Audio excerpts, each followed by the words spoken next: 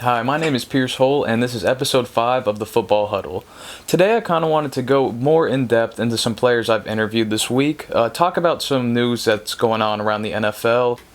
I also wanted to talk a little bit about our upcoming elite camp coming up on April 6th in East Ascension. AJ Edwards, he's a running back from Carthage High School from the class of 2026. He's a 4-star running back, and this kid is a beast. He splits reps with another running back, and despite that, he still put up 1,700 yards, 24 touchdowns, which, being not the starting running back already, those are some insane stats. You know, he's very speedy, but he can also run you over. He's a very stocky kid. He's got a very good build. It always is going to take more than one tackler to bring him down. He has amazing feet. He's a very shifty player. But on top of that, he has amazing hands. He's regarded kind of as a satellite back on his team, able to pretty much go and receive that ball from any angle. He's very comparable to New Orleans Saints running back Alvin Kamara. You know, he does the same thing. He's very good at catching the ball out of the backfield, and I see a lot of traits between both of those players. He's been fielding lots of offers from a lot of Power 5 schools. Some of those are Arkansas. He's got some from Baylor. UT offered him, Georgia offered him, and I think 4 days ago he got an offer from Wisconsin to come play. So he's definitely getting noticed. He still has 2 more years left of high school ball to play, so I honestly wouldn't be surprised if he does earn that 5th star by the time he's a senior, because he is great. Another thing I wanted to touch on is I recently had the opportunity and the honor to conduct an interview with head coach Gary Joseph from Katy High School. And if you know anything about Coach Joseph, he is a legendary coach in the Texas area. He's also one of the most winningest coaches in Texas high school football history. He's gone to the state championship 9 times. He's won the ring 5 of those times. Has an overall record of 257-25 since he took over as the head coach in 2004, which is just an astounding record to have. He's a class act of a human being, but he's a better coach as well. You know, they had a very good run this year. They made it all the way to the area playoffs, where they had a very tough overtime loss against Cy-Fair High School. But despite that, they still had a very good regular season. They went 10-2 this year. They were led by quarterback Gunnar Nelson, who had an astounding 137.6 passer rating for the whole year. Along with that, he threw for right under 1,300 yards, and he had 17 touchdowns through the air, which, amazing stats for him. But the passing game isn't the only place they saw success. They also had a very strong running game, led by class of 2026 running back Tremaine Hill. He had 1,386 yards and 18 touchdowns on the season, which is stellar for a running back. He was also complemented by class of 2024 running back Romel Jordan, who had an additional 13 touchdowns on the ground. Great talent has come out of this program always. They've had the likes of Andy Dalton and many other NFL players that have come from Katy High School, and they're ready, they're reloaded, and they're going to make that push for the state championship next year. So get ready for them to be a very standout school to hear about for a while. Another player I want to talk about is a class of 2027 offensive lineman named Darur Warren. He goes to Kenner Discovery in Kenner, Louisiana, and this kid is an absolute monster. He's coming out of his freshman year of high school. That's right, it's freshman year, and he's already 6'3" and 285 pounds. This kid's got the build of an all-pro lineman already, and he's a class of 2027, which is just insane. I can't believe he still has 3 more years of high school ball that he has to play. He's incredibly strong, and he can flatten pretty much any defender that's trying to get into the pocket. He squats an astounding 385 pounds and can bench press 210 pounds. For when I was his age, I was doing nothing like that. On top of his speed, though, he's very agile for his stature as a lineman. I saw that personally during the 3-cone drill at Gridiron Football's most recent elite camp that we held in Covington, Louisiana, and he ran that in 5.44 seconds, and as a lineman, that's pretty good. He knows how to set his feet. He's very smart. He knows where to put his hands. He rarely will commit a penalty. He's already very developed as a lineman, and yet still has 3 more years to continue developing. So I think he's going to be a scary prospect coming up, and in a couple of years, I think you are going to see this kid playing football on Saturday nights for sure. And I kind of wanted to talk about another player that's actually on the opposite side of the line. Excuse me.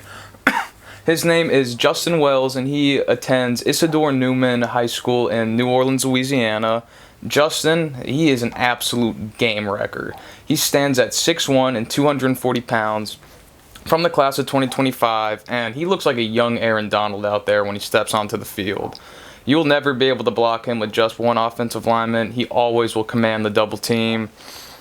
He's got the insane strength to pretty much pummel over anyone in his way, but also has very shifty and agile feet to confuse blockers trying to kind of really get a hold of him.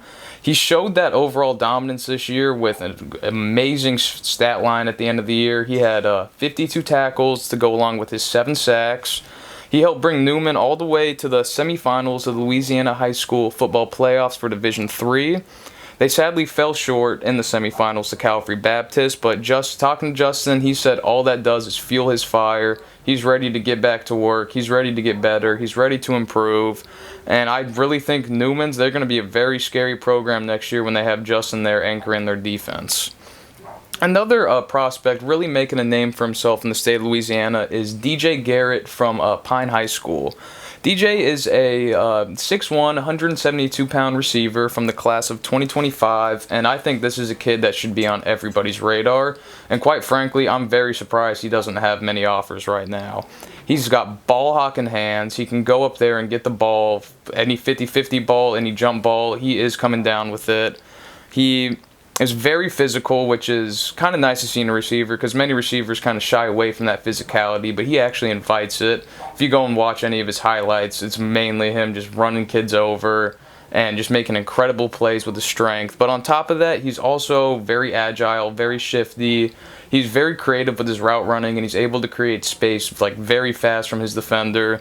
And his agility is, we saw during also Gridiron's most recent football camp in Covington, when he ran the 3-cone shuttle at a 4.69 seconds, which that's crazy. Like, it shows he doesn't have any wasted movement. He knows what he's doing. He's very agile. He's very smart, and I think he's a player that you definitely need to keep on your radar. And kind of as always, this offseason has been a crazy one in the NFL. Last episode, I talked about the possibility of Russell Wilson joining the Steelers, which is a move we did end up seeing happen earlier this week. But they also brought in Chicago quarterback Justin Fields as well, which I personally thought was a very odd move on Chicago's part. They drafted Fields for that kind of to start this rebuild. They had an amazing offseason. They brought in Kevin Byard. They got DeAndre Swift. They have Keenan Allen. And kind of this rebuild is coming to a close. Why do you trade the quarterback that you started it with? I love Caleb Williams. I think he's going to be a good quarterback. I don't think he's going to be a bust, but I don't think he's going to come in as game ready as Justin Fields is, having that NFL experience. And I don't think Caleb will be able to come out of the gate and play at that same or a higher level than Fields would be able to in the same offense. And personally, I was born and raised in Houston, Texas. I've always loved the Texans, so kind of seeing this free agency has made me pretty happy. We've never been a top team in the league, I'll admit it, but kind of seeing that turnaround that happened last season and then the moves that we were making this offseason, I'm very hopeful for the Texans this season. They brought in Daniel Hunter, who had 16 sacks for the Vikings last year. Putting him on the line along with Will Anderson, it's going to be a very scary sight for offensive linemen. And that's not the only kind of way that they beefed up their defensive line. They also went out and got Danico Autry and, I'm probably going to butcher this name, but Folaranusu Fatukasi. They are both incredible defensive linemen. They just eat space up. And I really think that the Texans have one of the scariest pass rushes coming into this season right now. They also kind of beefed their secondary up a little bit.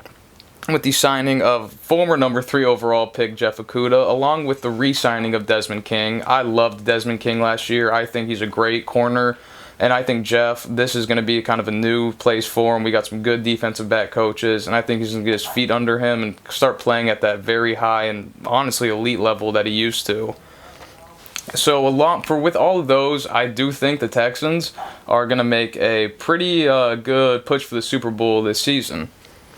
And I kind of wanted to wrap this show up by talking about our most recent elite camp that we have coming up. As many of y'all know, Gridiron Football puts on these elite camps throughout the year, and we have one coming up on April 6th in East Ascension.